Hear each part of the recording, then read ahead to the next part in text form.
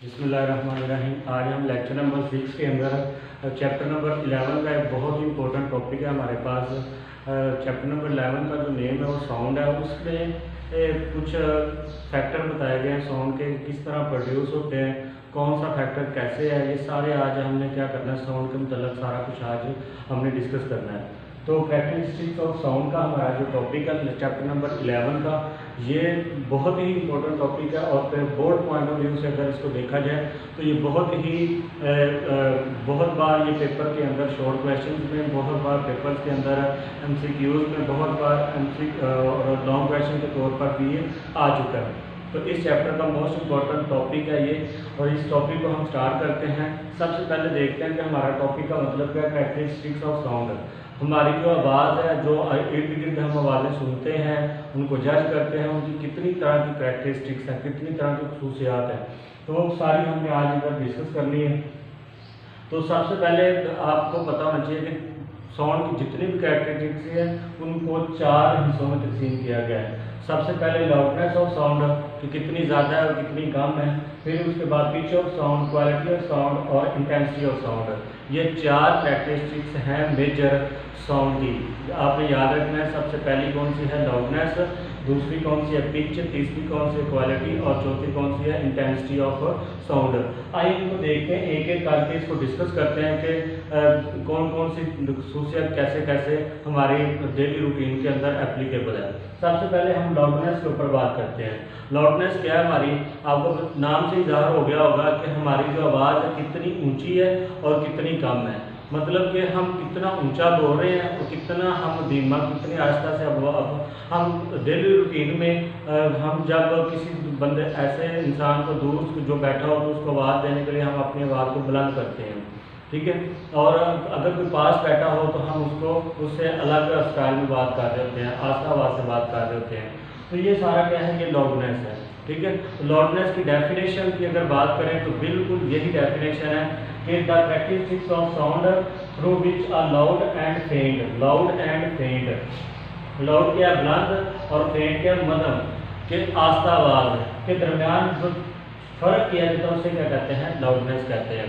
अगर कोई आप बोल रहे हैं, ऊंची बोल रहे हैं, तो तीसरा बंदा आपको देख रहा होगा कि आप ऊंची बोल रहे हैं या आप कम बोल रहे हैं, तो वो आपके दरमियान तल्लुक करेगा और एक मतलब फ़र्क करेगा कि कौन सी आवाज़ ऊंची थी और कौन सी आवाज़ धीमी थी, तो उसे फेंट कहते हैं।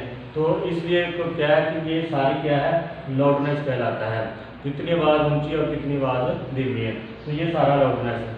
लाउडनेस की अगर आगे बात करें तो लाउडनेस के जो फैक्टर हैं कि हम जब ऊंची बोल रहे होते हैं या कम बोल रहे होते हैं, आस्था आवाज़ से बोल रहे होते हैं, तो उसमें ये मेजर 4 चीज़ें हमारी एप्लीकेबल होती हैं। ये लाउडनेस के फैक्टर हैं, ये लाउडनेस की खसूसियात हैं। लाउडनेस के ऊपर amplitude of vibrating body, amplitude क्या है वाइब्रेटिंग बॉडी का, area of vibrating body, distance of vibrating body and physical condition of year. ये हम 4 हम डिस्कस करने लगे हैं। ये आप लोगों ने क्या करना है, मैंने इधर सिर्फ इनकी हेडिंग्स लिखी हैं, नाम लिखे हैं। तो ये अगर लॉन्ग क्वेश्चन के तौर पे आता है तो आपने क्या करना है, तो अगर ये लॉन्ग क्वेश्चन के तौर पे आता है तो आपने बताना है कि अगर एम्पलीट्यूड बढ़ने से लाउडनेस के ऊपर क्या फ़र्क पड़ेगा, एम्पलीट्यूड कम होने से लाउडनेस के ऊपर क्या फ़र्क पड़ेगा। मतलब कि आपने दो चीज़ें लिखनी है, एक उसकी रीजन क्या है, कम हो रहा है ज़्यादा हो रहा है, और एक उसके साथ एग्जांपल देके आपने समझाना है कि कैसे कम हो रहा है, कैसे ज़्यादा हो रहा है, ठीक है। तो आप लोगों ने ये 2 चीज़ें आपने रीजन भी और एग्जांपल भी इन चारों की देते जाना है। सबसे पहले हम इसको डिस्कस करते हैं, the amplitude of vibrating body. इसमें रीज़न क्या है कि क्यों ज़्यादा हो रहा है क्यों कम हो रहा है। इसमें देखना है कि जब आपका एम्पलीट्यूड ज़्यादा होता है तो लाउडनेस ज़्यादा होती है, और जब एम्पलीट्यूड कम होता है तो लाउडनेस कम होती है। इसकी आपने एक एग्जांपल देनी है। एक एग्जांपल आपको समझ लें कि आपके हाथ में सितार या गिटार है, ठीक है। जब आप उसको आस्ता आस्ता से बजा रहे होते हैं तो आस्ता आस्ता आवाज़ आ रही होती है, और जब आप उसको तो ज़ोर ज़ोर से मतलब बजाना शुरू कर देंगे, वो तारें मतलब ज़्यादा हिलना शुरू कर देंगी जो उसके साथ गिटार के साथ लगी होंगी, तो वो ज़्यादा आवाज़ प्रोड्यूस करना शुरू हो जाएंगी। एम्पलीट्यूड होता है क्या, एम्पलीट्यूड क्या होता है कि एक जब वो तार इधर खड़ी हुई थी अपनी गिटार की, ठीक है, इस तरह की तारें, और जब वो अपने ये मेन पॉइंट से जितना ऊपर और जितना नीचे जाएगी उसे क्या कहते हैं, उसका एम्पलीट्यूड। तो ये जितना अपना मेन पॉइंट से दूर तार लगातार जाएगी उतनी आवाज़ प्रोड्यूस करेगी ये। ठीक है, आपने कभी ये प्रैक्टिकल किया होगा कि एक धागा लेके उसको आपने दूर जाकर छोड़ा होगा तो आवाज़ ज़्यादा आती है, पास कर रह के छोड़ा होगा तो आवाज़ कम आती है। तो ये एम्पलीट्यूड है। इसमें आपने यही बताना है, रीज़न बतानी है कि एम्पलीट्यूड ज़्यादा होने से लाउडनेस ज़्यादा होती है, एम्पलीट्यूड कम होने से लाउडनेस कम होती है। सारा अपने एग्जांपल किसकी दे देनी है, गिटार की दे देनी है, गिटार की तारें जिस तरह बजती हैं। इसकी दूसरी एग्जांपल भी है, ड्रम है, आपके पास ढोल है, ड्रम है, उसको आप क्या करें, आस्ता आस्ता से बजाएं तो वो क्या होता है, वो जो वाइब्रेटिंग सरफेस है वो आस्ता आस्ता से ऊपर नीचे मूव कर रही होगी और उसकी लाउडनेस प्रोड्यूस होगी। ठीक है, आस्ता से होगी। अगर आप उसको ज़ोर ज़ोर से बजाना शुरू कर देंगे तो वो बुलंद आवाज़ पैदा होना शुरू होगी। क्यों? क्योंकि उसकी जो वाइब्रेटिंग सरफेस है वो ज़ोर ज़ोर से ऊपर नीचे जाना शुरू हो जाएगी। तो इसको क्या कहते हैं, ये आपको समझ आ गया होगा कि एम्पलीट्यूड ज़्यादा होने से कैसे लाउडनेस ज़्यादा होती है और एम्पलीट्यूड कम होने से कैसे लाउडनेस कम होती है। उसके बाद हमारा दूसरा फैक्टर है एरिया ऑफ वाइब्रेटिंग बॉडी। ये एरिया ऑफ वाइब्रेटिंग बॉडी क्या है, तो कुल मतलब क्या है कि आप इसमें भी आपने बताना कि एरिया ज़्यादा होने से लाउडनेस ज़्यादा होती है और एरिया कम होने से लाउडनेस कम होती है। इसकी मिसाल आप एक ये ले लें कि जैसे कि एक बड़ा ढोल है, ठीक है, उसको जब वो बजता है तो ज़्यादा आवाज़ पैदा होती है। जब एक छोटी ढोलकी होती है उसको बजाया जाए तो वो कम आवाज़ प्रोड्यूस होती है। तो उससे मतलब क्या है, तो उसका जो सरफेसिंग एरिया है, ठीक है, वो क्या है, कम है, ढोलकी का और ढोल का क्या है, ज़्यादा है। तो इस वजह से वाइब्रेटिंग जो आपका एरिया है वो क्या है, ज़्यादा होता है और ज़्यादा होने से ज़्यादा आवाज़ प्रोड्यूस होती है और कम होने से कम आवाज़ प्रोड्यूस होती है। तो ये आप लोगों ने याद रखना है और इसकी एग्जांपल आप ड्रम की दे सकते हैं। उसके बाद distance from the vibrating body. अगर आप कोई वाइब्रेट बॉडी कर रही है, ठीक है, कोई शोर कर रही है या बोल रही है बॉडी, ठीक है, तो आप अंदाज़ा करेंगे कि अगर आप उसके पास खड़े हुए हैं तो आपको ज़्यादा लाउडनेस से आवाज़ आएगी। अगर आप आस्ता आस्ता दूर चलते जाएंगे तो उसको आपको कम आवाज़ सुनाई देना शुरू हो जाएगी। ठीक है, तो इसके लिए आपने ये बताना है कि डिस्टेंस ज़्यादा होने से आप क्या करेंगे, आपको लाउडनेस कम सुनाई देगी और जितना डिस्टेंस कम होता जाएगा आपको लाउडनेस ज़्यादा सुनाई देती जाएगी। तो इसकी एग्जांपल आपने अपनी खुद ही दे दी है कि कोई भी वाइब्रेटिंग बॉडी आप समझ लें, कोई ढोल बज रहा है, ठीक है, तो आप जितना ढोल के पास जाएंगे उतनी ज़्यादा आपको आवाज़ लाउडनेस महसूस होगी और जितना दूर जाएंगे उतनी कम लाउडनेस होगी। उसके बाद फिजिकल कंडीशन ऑफ ईयर। आपने देखा होगा कि सब कुछ ठीक होता है, वाइब्रेटिंग बॉडीज हो रही होती है, लेकिन उम्र के साथ साथ, एज के साथ साथ हमारी जो लिसनिंग पावर होती है वो कम होती जा रही होती है। बूढ़े इंसान जो ज़ईफ़ इंसान होता है तो हम उनके पास होकर ज़ोर से बोल रहे होते हैं कि वो उनको सुनाई दे जाए। तो मतलब क्या है कि उन एज के साथ साथ हमारी लाउडनेस पावर जो है वो कम होती जा रही होती है। तो ये एज के ऊपर भी डिपेंड करता है, हमारे ईयर कंडीशन के ऊपर भी डिपेंड करता है और एज के भी ऊपर करता है। और वैसे भी अगर नौजवान बंदा भी उसके कान खराब है, ठीक है, कान का कुछ उसके मसले चल रहे हैं, तो वो उसकी फिजिकल कंडीशन कान के ऊपर डिपेंड करेगा कि उसके कान कितना सुन सकता है। ठीक है, उसके ऊपर भी लाउडनेस डिपेंड करती है। और ये ना उसके पास कोई शोर कर रहा और वो इंसान सुन ही नहीं सकता तो वो जी कहे कि लाउडनेस होती ही नहीं, लाउडनेस होती है लेकिन उसके कान का मसला हो रहा है। ठीक है, तो ये 4 फैक्टर लाउडनेस में आपने बताने हैं 7 एग्जांपल्स दे के। ये बुक के ऊपर भी सारे लिखे हुए हैं। इसी तरीके से आपने देखा लाउडनेस का हमारा पूरा ये डिस्कस हो चुका है। ठीक है, लाउडनेस में आपने डेफिनेशन याद करनी और ये चारों फैक्टर याद करने हैं। ठीक है, और चारों फैक्टर की आपने रीज़न बतानी है कि ज़्यादा होने से लाउडनेस ज़्यादा होगी, कम होने से लाउडनेस कम होगी, ये बताना है। उसके बाद आपने एक एक के साथ एग्जांपल दे देंगे। उसके बाद हमारा जो दूसरा कैरेक्टरिस्टिक्स है वो है पिच ऑफ साउंड। पिच क्या है, आप कभी आपने देखा हो कि आप छोटे थे, ठीक है, तो आपकी आवाज़ और बारीक थी, उसके बाद आप थोड़ा सा और बड़े हुए तो आपकी आवाज़ आस्ता आस्ता मोटी होती चली गई। ठीक है, इसी तरीके से आप अगर देखें फीमेल्स में, तो फीमेल्स में ज़्यादा तादाद क्या होती है, बारीक आवाज़ होती है। ठीक है, और हम ज़्यादातर मर्दों की आवाज़ क्या होती है, इंसानों की मेल्स की आवाज़ क्या होती है, मोटी होती है। तो इसलिए कहते हैं कि जो बारीक आवाज़ शरीर और भारी आवाज़ के दरमियान जो तल्लुक किया जाता है, श्रील मतलब कि बारीक आवाज़ में और भारी आवाज़ में जो फ़र्क किया जाता है उसको क्या कहते हैं, पिच कहते हैं। ठीक है, तो इसका फैक्टर याद रख लें। फैक्टर क्या है, फ्रिक्वेंसी के ऊपर ही डिपेंड करती है। फ्रिक्वेंसी जिस चीज़ की जितनी ज़्यादा फ्रिक्वेंसी होगी उसकी पिच भी उतनी ज़्यादा होगी, और जिस चीज़ की फ्रिक्वेंसी जितनी कम होगी उसकी पिच भी क्या हो जाएगी, उतनी ही कम होगी। अगर हम बच्चों की या फीमेल्स की आवाज़ की फ्रिक्वेंसी को एक डायग्राम में शो करें तो इस तरह की शो होगी, ठीक है। तो मतलब क्या, फ्रिक्वेंसी ज़्यादा है, ठीक है। तो फ्रिक्वेंसी ज़्यादा होने से पिच क्या है, ज़्यादा है, और उनकी आवाज़ क्या है, बारीक है, ठीक है। उसके बाद आपने देखना है कि मेल की तादाद इस तरह की फ्रिक्वेंसी शो करेगी। तो मतलब क्या है कि इसकी पिच क्या है, कम है, और फ्रिक्वेंसी कम है तो पिच भी क्या हो जाएगी, कम होगी, तो उसकी आवाज़ बारीक।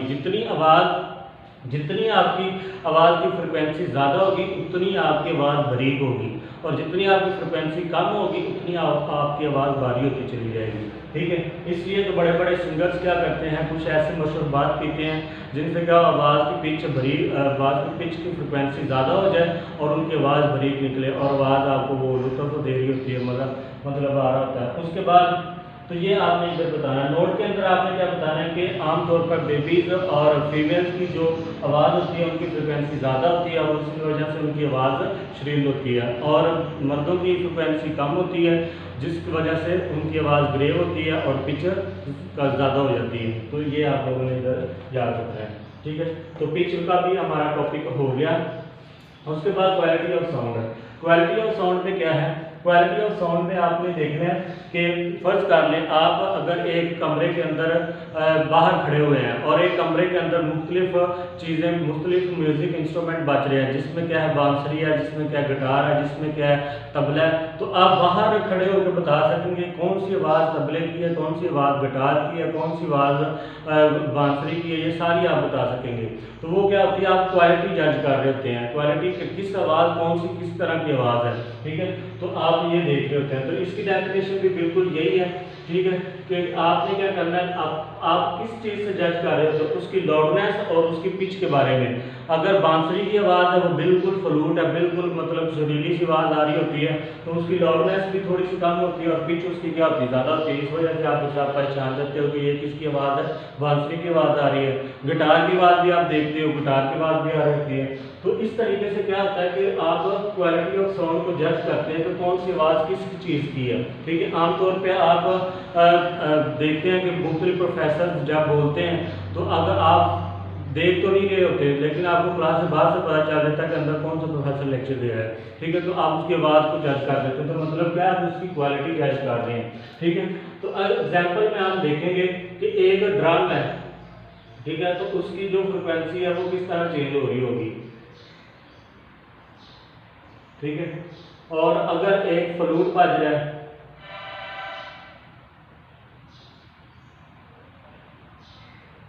तो मतलब क्या है, ये थोड़ी सी ना म्यूजिकल आवाज़ होगी, ठीक है। और एक ड्रम बज रहा है तो उसकी इस तरह की आवाज़ होगी। तो मतलब क्या है कि आप इस डायग्राम से भी पहचान सकते हैं कि कौन सी आवाज़ किस तरह की है। अगर आप देख रहे होते हैं बहुत से कंसर्ट्स में के जो आवाज़ प्रोड्यूसर हो रही होती है उनकी डायग्राम बन रही होती है साथ साथ, ठीक है। तो आप उनसे भी जज कर सकते हैं कि आवाज़ किस क्वालिटी की है। उसके बाद हमारे पास क्वालिटी ऑफ साउंड भी हो गया।